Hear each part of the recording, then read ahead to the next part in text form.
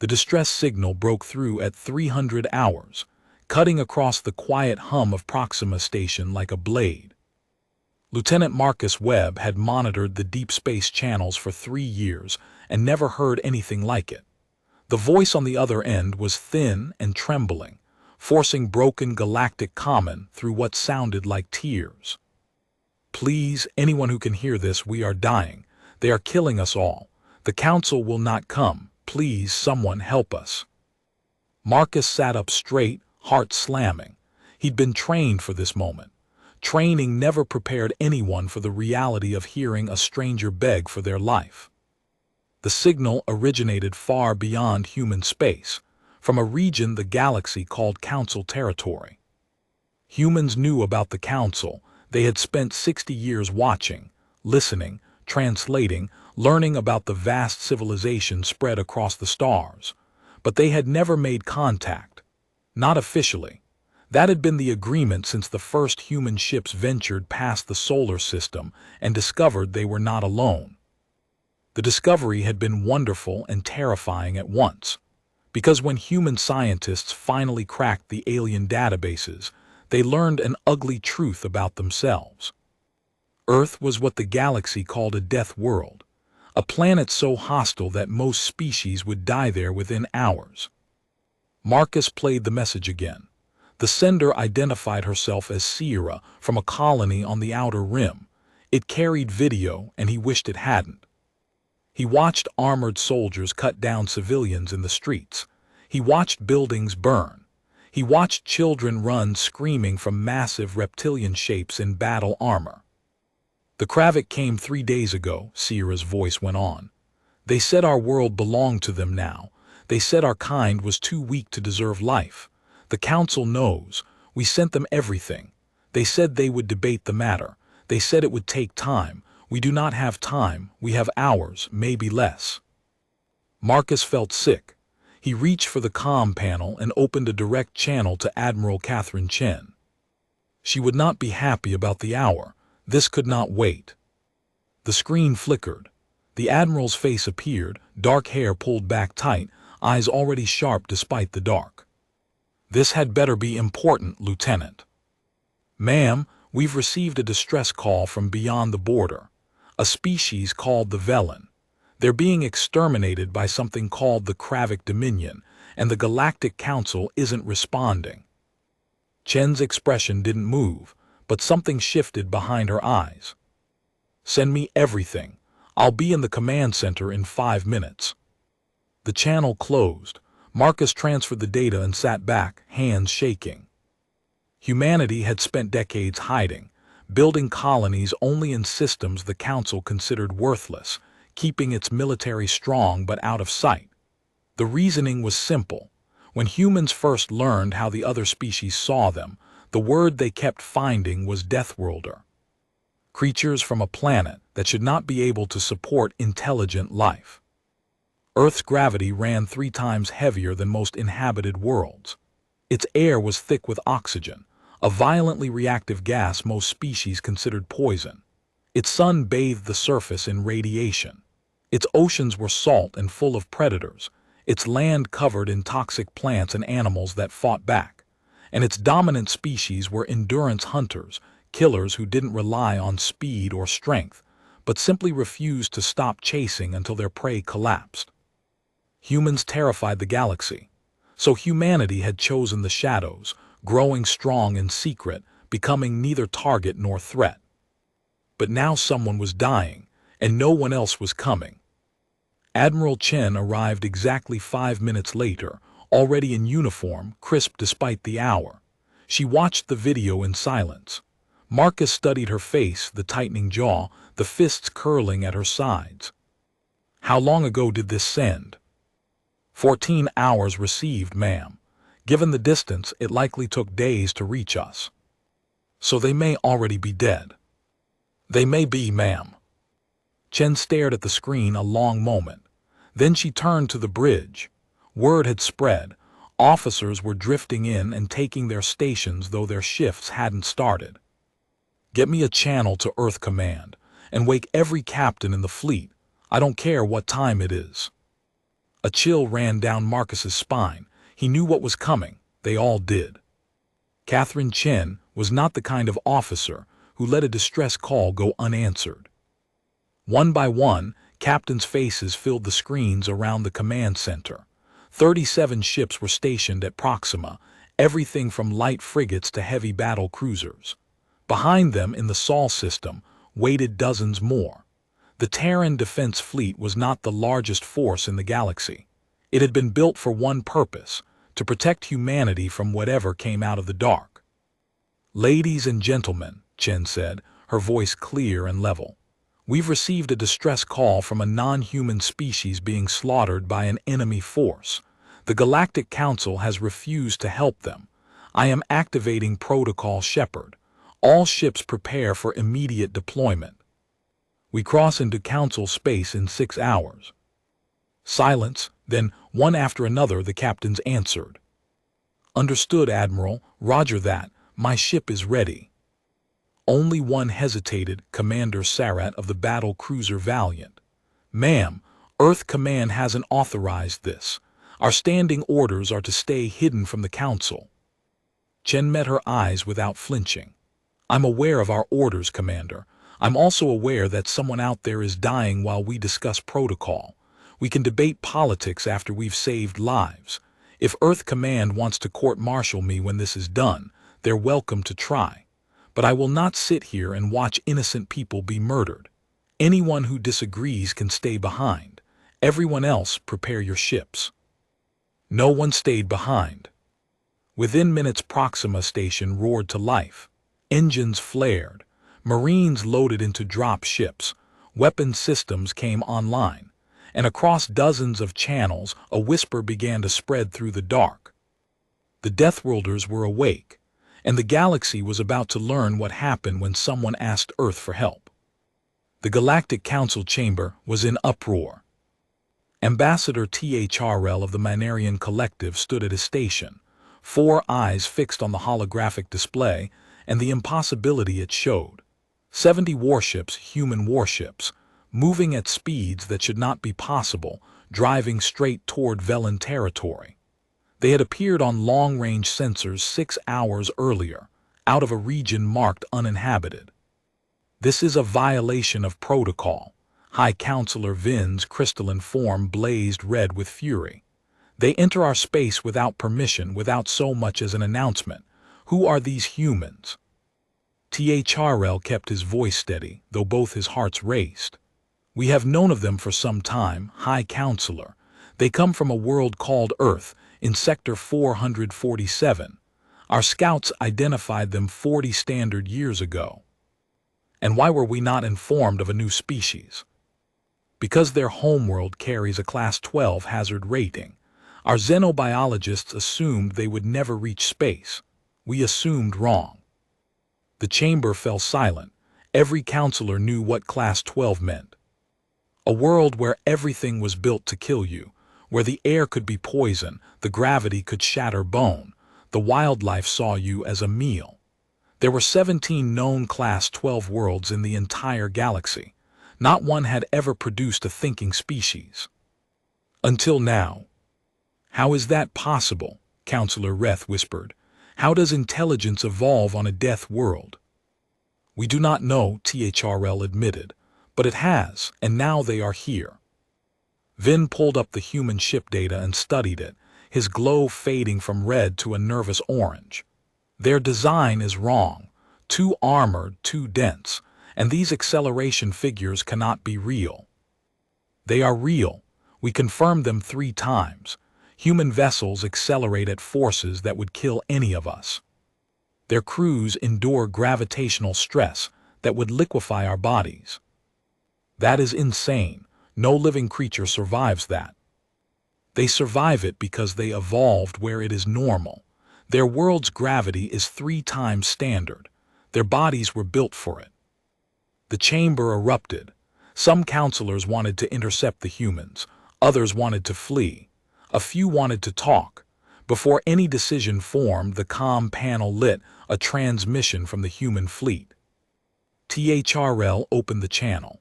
The display resolved into a human female in dark blue, brown skin, black hair drawn back, eyes set forward. Predator's eyes. An instinctive chill crawled up THRL's spine. This is Admiral Catherine Chen of the Terran Defense Fleet. We are responding to a distress call from the Velen colony in the Outer Rim. This is a humanitarian mission. We hold no hostility toward the Council. Vin stepped forward. This is High Counselor Vin. You have violated our space. Halt your ships and submit to our authority. The human looked at him for a long moment. Then she smiled. It was not a friendly smile. It showed teeth, sharp, white, forward-facing teeth. With respect, High Counselor, we received a call from people being slaughtered while your council debates. We are not halting. We are not submitting. We are going to help them. You are welcome to help too. If not, stay out of our way. The channel closed. The chamber exploded again, but THRL was no longer listening. He was reading the old scout reports, and what he read froze his blood. Humans were predators in every part of their design. Eyes to track prey, teeth to tear flesh, bodies that could run for hours, that healed from wounds which would kill other species, that endured heat and cold and hunger and simply would not stop. And 70 ships of them were about to enter a war zone. On the bridge of the battle cruiser Indomitable, Captain James Morrison watched the stars smear past as his engines held maximum burn. Around him, the crew worked with calm efficiency. They had trained their whole lives for the day humanity finally stepped out of the shadows. Captain Telemetry from the fleet, his comms officer reported. All vessels in formation. Estimated arrival at Velen in 8 hours. Good. What do we have on the Kravik Dominion? Lieutenant Jiao brought up a display. From intercepted Council traffic, a militarist empire, 14 star systems, aggressive expansion for 2 decades, heavy armament, doctrine built around overwhelming force and intimidation, roughly 200 warships total. We estimate 30 to 40 in the Velen system. Morrison nodded. Bad odds. Not impossible. Human ships were smaller than most Council vessels but faster, tougher, and crewed by people no technology could match. Run diagnostics on every weapon system, he said, and tell medical to break out the extra blood. This is going to get rough. His first officer, Commander Lisa Park, looked at him. Sir, we're going in blind. We don't know their tactics, their weapons, whether our shields can even stop their fire. You're right, we don't know any of it, but we know they're killing civilians, we know the Council won't help, and we know that we can. That's enough. 8 hours later, the fleet dropped out of FTL at the edge of the Velen system, and the alarms began at once. There were ships here, Kravik ships, 43 of them, ringed around the colony world like wolves around a wounded animal. All ships battle stations. Chen's voice carried across every channel. Remember your training, protect each other, and do not let those bastards kill one more civilian. The human fleet slid forward in tight formation, outnumbered nearly 2 to 1. Smaller, far from home, not one captain hesitated. On the surface, Sierra huddled in a basement with 30 other survivors, listening to explosions above and Kravik soldiers hunting the streets. She had given up hope hours ago. The Council wasn't coming. No one was. Then a comm unit crackled, a voice in accented galactic common. Velen Colony, this is the Terran Defense Fleet. We received your distress call. We are here. Hold on. Help has arrived. Sierra began to cry. She didn't know what a human was. It didn't matter. Someone had come. In orbit, Commander Zoth of the Kravik Dominion watched the tiny human ships approach from the bridge of his flagship, the Crusher of Worlds, and let his lips peel back into what his kind called a smile. 43 Kravik warships against 70 fragile little vessels. This would not be a battle. It would be an execution. Open a channel. Let us give the primitives a chance to beg. Zoth had never seen a human. They looked soft bodies wrapped in cloth instead of armor, no claws, no fangs, no weapons grown into their flesh. The female at the center of the image wore rank on her shoulders and an expression that was almost bored. "I am Commander Zoth of the Kravik Dominion. These systems belong to us now. Power down your weapons and prepare to be boarded. Comply and we kill you quickly. Resist and we make it slow." The human looked at him a long moment. Then she spoke, and her voice was cold as vacuum. "This is Admiral Catherine Chen. You have 30 seconds to withdraw from Velen space. After that, we consider you hostile. This is your only warning." Zoth laughed, a deep, rumbling sound his crew joined. "You command 70 toys. I command 43 dreadnoughts. Each of mine could kill 10 of yours. Surrender or die." Chen leaned forward slightly. 29 seconds. His amusement curdled into anger. "You threaten me. I have conquered 17 species. I have burned 100 worlds." 15 seconds. "Your pathetic fleet is nothing against the Dominion." 5. Chen raised one hand. "All ships weapons free. Show them what Deathworlders do to bullies." The channel died. For a heartbeat, Zoth stood confused. Then his tactical officer screamed, "They're firing!" The human ships had scattered into a wide net, and now lines of light streaked toward his fleet. Zoth recognized kinetic rounds, crude projectiles, ancient technology. Kravik shields would swat them aside. He nearly laughed again. The first round struck the nearest ship's shield. The shield flared blue, then vanished. The projectile punched through the hull like wet paper, tore through 3 decks, and detonated inside. The vessel shuddered and rolled, venting atmosphere from a dozen wounds.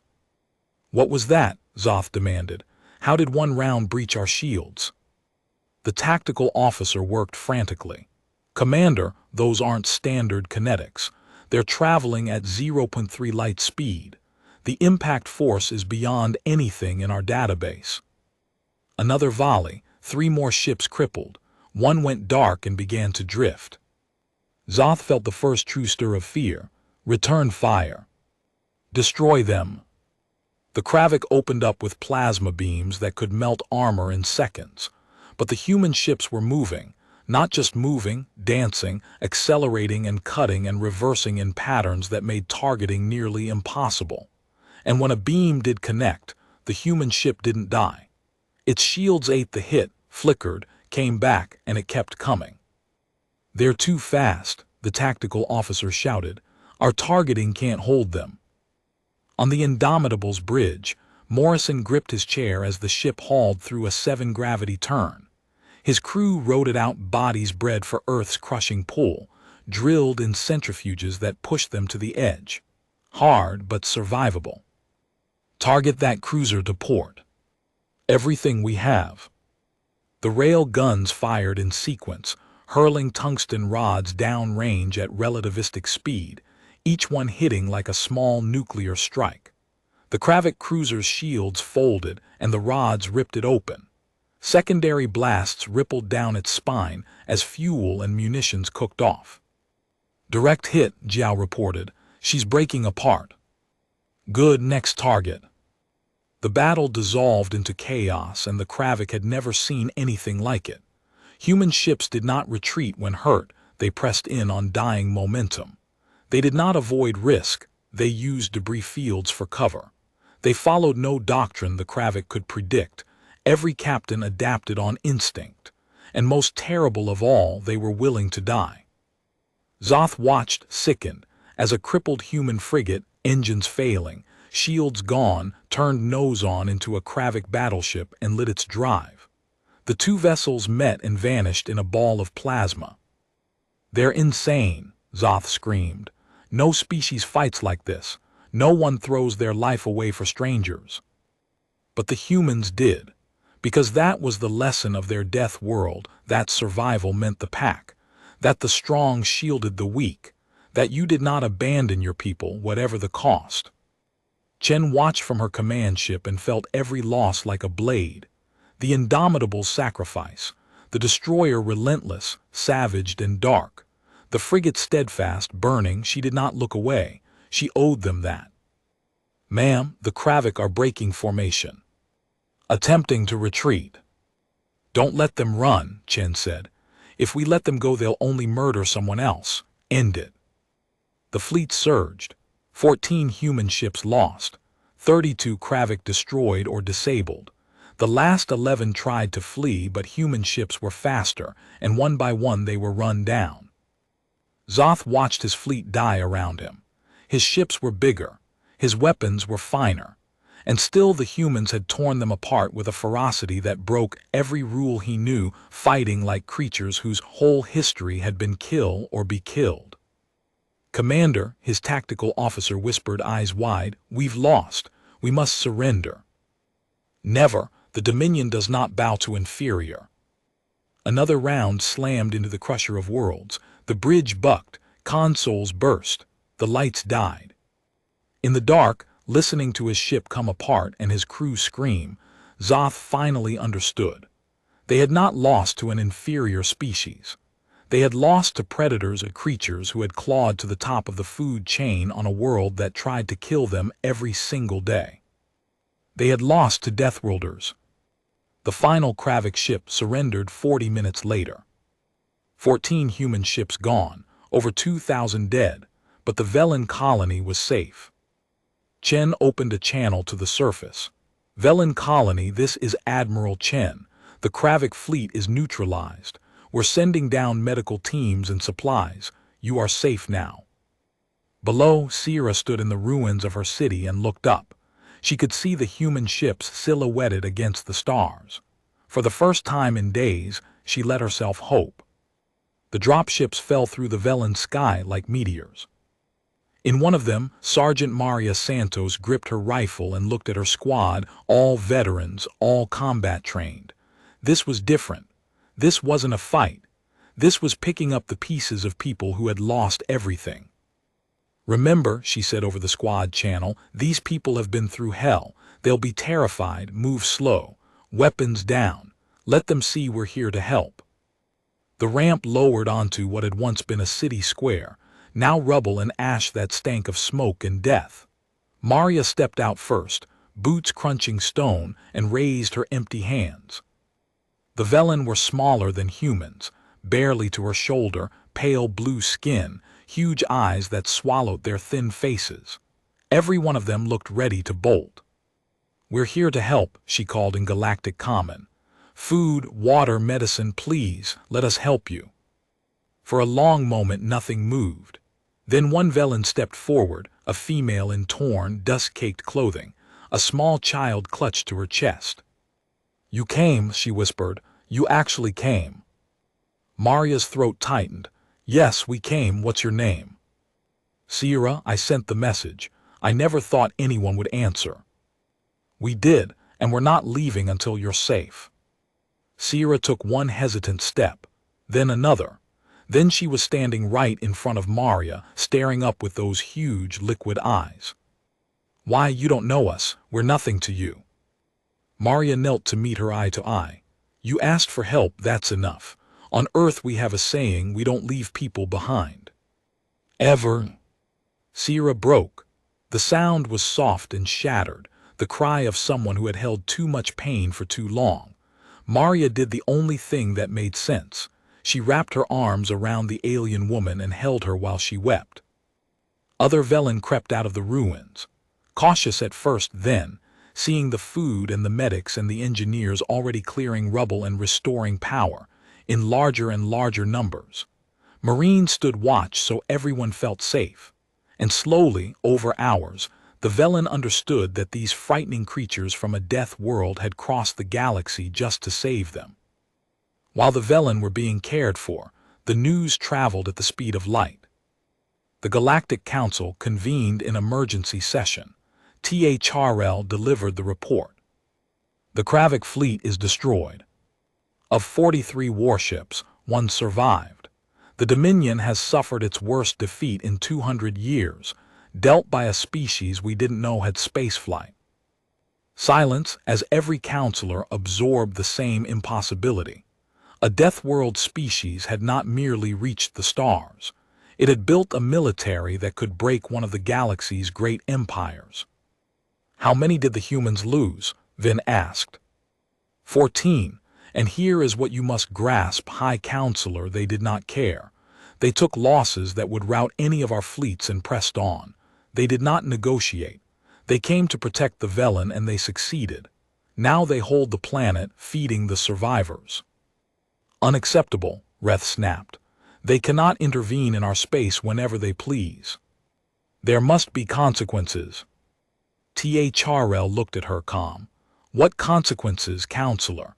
The Kravik sent 43 warships and were annihilated. Shall we demand the humans leave? They refused once already. They do not recognize our authority. Then what do you propose? That we recognize reality. The humans are here. They are powerful. And unlike the Kravik, they do not want conquest, they came to save lives. Perhaps instead of treating them as a threat, we consider them a potential ally. The debate raged for hours.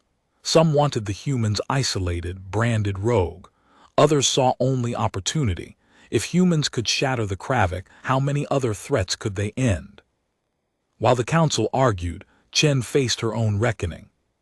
The holographic image of Admiral David Foster, Chief of Naval Operations, resolved in her ready room, expression unreadable. Admiral Chen, you've created quite a situation. Yes, sir, I'm aware.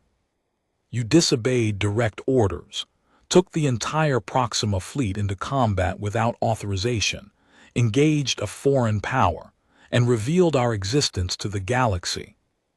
Chen stood at attention. Yes, sir, I accept full responsibility. Foster was quiet a moment. Then, to her surprise, he smiled. Catherine, half of Earth's government wants to pin a medal on you. The other half wants you court-martialed. But here's what matters. You saved lives.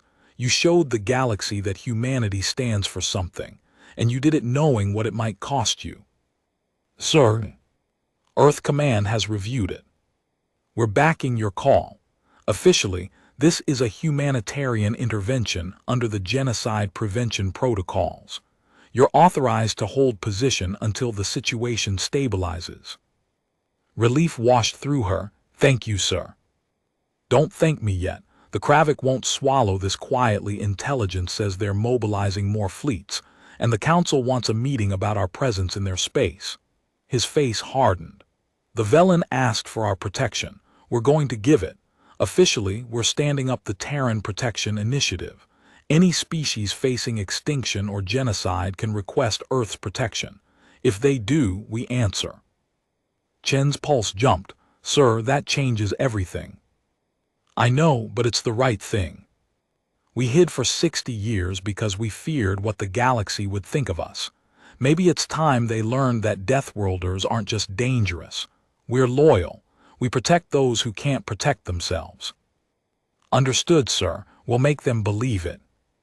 On the surface, Sierra stood on a makeshift platform at the center of the refugee camp.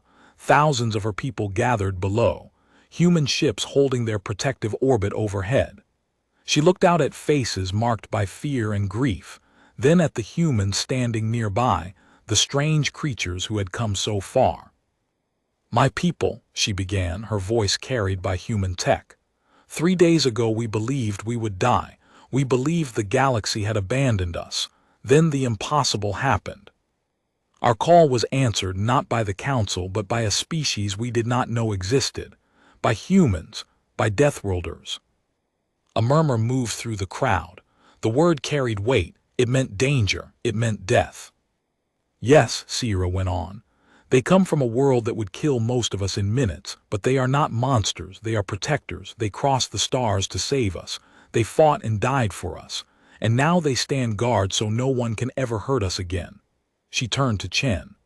They have offered us protection not just today but for as long as we need it. I believe them, I trust them, and I say we accept. The vote was unanimous. Word spread fast. Within hours, other species were signaling human space, the small, the weak, the ones who had been bullied and threatened with no one to turn to. all asking the same question. Could the Deathworlders protect us too? Emperor Kravik II sat upon his throne of bone and glared at the tactical display in fury. His greatest fleet gone, his finest commander dead, his empire's reputation in ruins, all because of a species no one had heard of. Humans, he growled, tasting the word like something spoiled. Tell me everything about them. His intelligence minister, a scarred veteran named Throck, stepped forward. My emperor, they come from a world called Earth on the outer rim, class 12 hazardous. They evolved under conditions that would kill most sentient life. I don't care about their planet, I care about their weakness. How do we hurt them? Throck hesitated. My emperor, our analysts advise against direct confrontation. The humans have proven formidable, perhaps negotiation. Negotiation. The emperor rose, his massive frame towering over the minister. The Dominion does not bargain with inferiors, we conquer, and these humans will learn their place. He leaned close. Send assassins to Earth itself, kill their leaders, break their government. If we cannot beat their fleet, we will break their spirit. Throck bowed and left to carry out the order. Within days, a team of the Dominion's finest was assembled. 6 killers trained in stealth and slaughter, veterans of a dozen fallen governments who had never failed a mission. They boarded a stealth ship and set course for Earth. 3 weeks to cross to human space, 3 weeks to plan, 3 weeks until the humans learned the price of defiance. In Geneva, before a packed assembly hall, President Sarah Chen addressed her world. No relation to the admiral, but she shared the woman's steel. My fellow humans, 3 weeks ago our fleet answered a distress call. They saved the Velen from genocide and revealed us to the galaxy. Many of you ask what this means for our future. Today I'll tell you. She gestured to a map of known space. We have received over 300 requests for protection. Small species, peaceful species, peoples bullied and exploited for centuries. They ask for our help because no one else will give it. A murmur, she raised a hand. I know what some of you are thinking. This isn't our fight, and you're right to be cautious, but consider this. For 60 years we hid, afraid of how the galaxy would see us, afraid of being attacked for being different. She let it settle. We don't have to be afraid anymore. We have proven ourselves. We have shown that humans are not only survivors, we are protectors. And now the helpless look to us for hope. Do we turn our backs, or do we show the galaxy what humanity truly stands for? The hall erupted. The vote was overwhelming. The Terran Protection Initiative became law. But while humanity celebrated, the Kravik assassins reached the solar system. 6 of them, experts in infiltration and murder, slipped their stealth ship past the outer defenses toward Earth. Too easy, muttered the team leader, a warrior named Zex. Where are their defenses? Overconfident, perhaps, another offered. Their victory made them careless. The ship dropped through the atmosphere under cloak and set down in a forest outside Geneva. The team disembarked on foot. That was when they met their first mistake. Earth's gravity was crushing. Every step felt like carrying twice their own weight. Within an hour they were spent. Within 2, one collapsed from heat stroke. The oxygen-thick air left them dizzy and reeling, and the forest itself seemed to hate them. Insects bit, plants stung, unseen animals watched from the branches. How do the humans live on this nightmare? Zex gasped. They never reached Geneva. Earth sensors had caught the stealth ship the instant it crossed into the system. They had tracked it to the landing site, and they had waited. When the assassins finally staggered from the trees, human soldiers were there to meet them, light armor, simple weapons, relaxed to the point of boredom. Because to them this was home, normal gravity, normal air, familiar ground. The Kravik tried to fight. It lasted less than 30 seconds. Human soldiers moved with the speed and precision of bodies forged in heavy gravity, disarmed them, and took them into custody. Zex found himself in a cell, staring through a transparent barrier at a gray-haired human woman with kind eyes and a cup of tea. "I'm Colonel Andrews," she said pleasantly. "I'm here to ask about your little infiltration, but first I want you to understand something." She sipped. "You never had a chance. From the moment your ship entered our system, we knew. We tracked you. We watched you crawl through our forest. We could have stopped you at any time. We let you see what Earth is really like." Zek said nothing. His silence said plenty. "You come from a world with half our gravity," Andrews continued. "Thin, dry air. Your largest predator is smaller than a human child, and you thought you'd slip onto our world and murder our leaders." She set down the cup. "That was foolish. The Emperor will send more," Zek spat. "Fleets. He will burn your world to ash. Let him try, but before he does, carry a message. Tell your Emperor that Earth is not afraid of him. Tell him that if he strikes at us again, we will answer not with threats, not with talk, but with overwhelming force. And unlike him, we will not stop at military targets. We will remove his empire as a threat, permanently." The assassins were released 3 days later and sent home with the colonel's message. When Emperor Kravik heard it, he flew into a rage and ordered his entire military to mobilize. Every warship, every soldier, every weapon the Dominion possessed. The Kravik Armada was the largest force assembled in 50 years, over 200 warships carrying tens of thousands of troops. It jumped into human space expecting scattered colonies and thin defenses. Instead, the Emperor's blood ran cold. Hundreds of human ships rose from the inner system, military vessels and civilian craft bristling with hastily bolted weapons.